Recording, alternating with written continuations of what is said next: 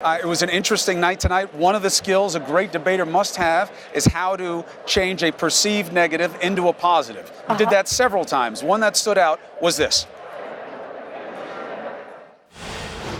Senator Warren, you would be the oldest president ever inaugurated. I'd like you to weigh in as well. I'd also be the youngest woman ever inaugurated.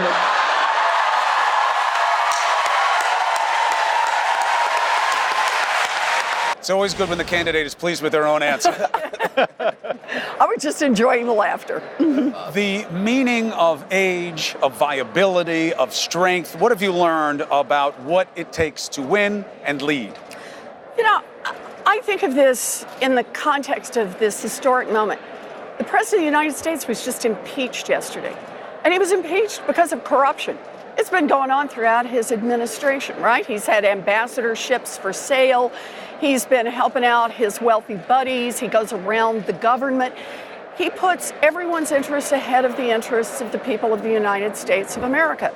And I think the way that Democrats are going to be able to beat Donald Trump is to draw as sharp a contrast on that as possible.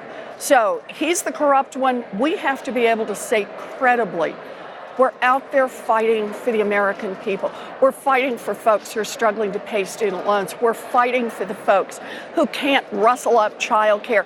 We're fighting for the folks who can't pay their medical bills. That's the distinction between us. One policy point, one political point. We'll open it to the floor. On the political side, you were talking to Pete Buttigieg tonight, and I use the verb talking because there was disagreement with decency, and I think that was good for the audience to see. Certainly, it redounded to us. The idea of how he gets his money. He was ready for you to say that, and he came back at you about what you've done in the past and that you're no different than he is, and why would you ignore the realities of the system? Were you ready for his response, and do you think he made a good point? You know, I just fundamentally disagree.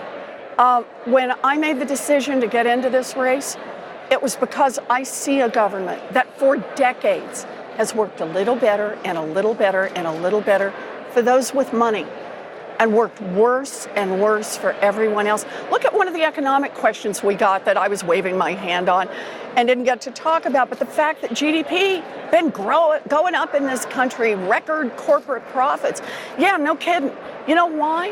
It didn't happen just because of gravity.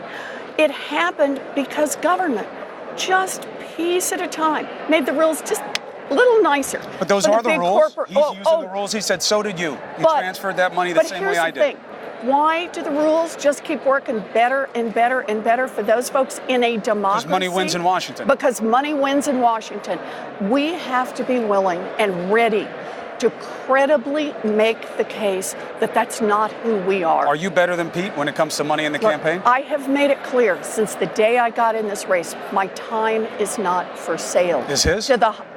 I don't hold closed-door fundraisers. That wasn't closed door, you know. There was pool representatives for the media there. Oh, not at the dinner. Oh, yes, there was. No, I don't think that's right. I don't think there were people in the dinner. The pool, there was a pool there. The dinner where they were serving the $900 wine. My understanding is they were at a reception, but not at the dinner. And when the 50 donors who got the $900 a bottle wine in the wine cave, so you think having media there in the front part of it's not enough? Should be open the whole time.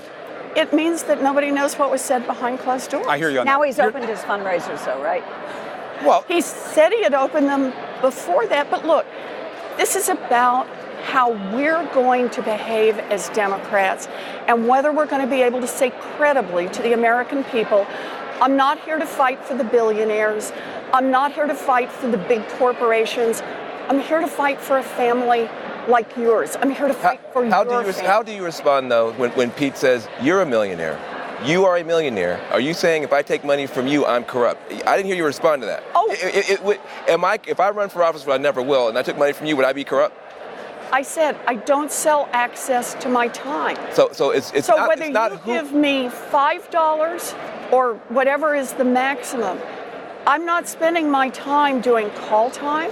I'm not spending my time having private conversations with you. Are you worried about this whole idea? I'm not selling a photograph for $5,000. Well said. But are you worried? When he says a thing, when he says a thing, purity test, that resonates with me. Yeah. I do feel that there's something beginning to happen in the party where you've got to be pure on every issue. You've got to be above, and a lot of people start feeling left out and excluded by your kind of populism, which can sometimes sound elitist. Does that make sense to you? You know, that's not how I see it. I don't think the American people are looking for purity. I think they're looking for someone who's trying. And that's what I'm doing. I'm out there trying. I've said I'm going to run a campaign from grassroots donation. I suppose at that point I'm supposed to say, please go to elizabethwarren.com and pitch in $5 if you think that's how a campaign should run. I do call time. Do you know who I called in my last call time? A couple of people who gave $5 each, somebody who gave $20. Because Senator, you didn't answer Chris's question, which is, for 6 years you did raise money that Sure. way. Did you feel corrupted by the money you were raising? I saw what it is that people expect in return. And I also understand. But you didn't give it. I understand that the American people who watch this government work better and better and better for giant corporations and for rich people want to hear someone who credibly can say, I will take on the billionaires. I will fight to beat back the influence of money in Washington. I'm building a grassroots movement, and you know what the number one thing we start with is? It's anti-corruption. I have the biggest anti-corruption plan since Watergate, and it's about campaign contributions and so much more. One last question. Sure. The point he made at the end was the amount of money that's going to be thrust behind the Trump campaign and the Republican campaign is probably going to be historic. It already is. And is it responsible to disarm in the face of that and limit the amount of money that you can raise and spend in the Buttigieg campaign? said the Democrats are going to tie one hand behind their back if they continue on your road Look, with this. I have never asked other Democrats who are running against a Republican to unilaterally disarm. I don't believe in doing that, but I'm telling you how I run my campaign.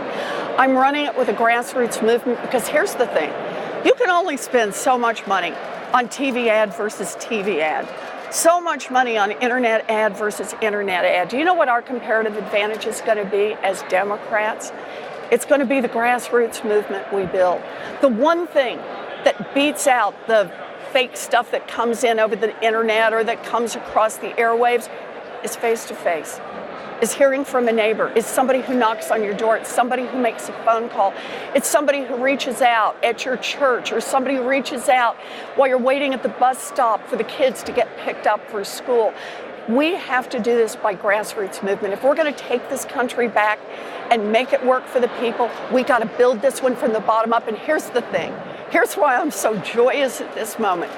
We have an opportunity in 2020 that's not like an opportunity we've seen in a long, long time. Donald Trump has taken a corrupt system and made it so much more corrupt that millions of people are now off the sidelines. Millions of people are saying, I'm in this fight, and the door has opened a crack. That's a Dana. When the door opens a crack, put your shoulder down, run hard at it, and let's make real All right, let me take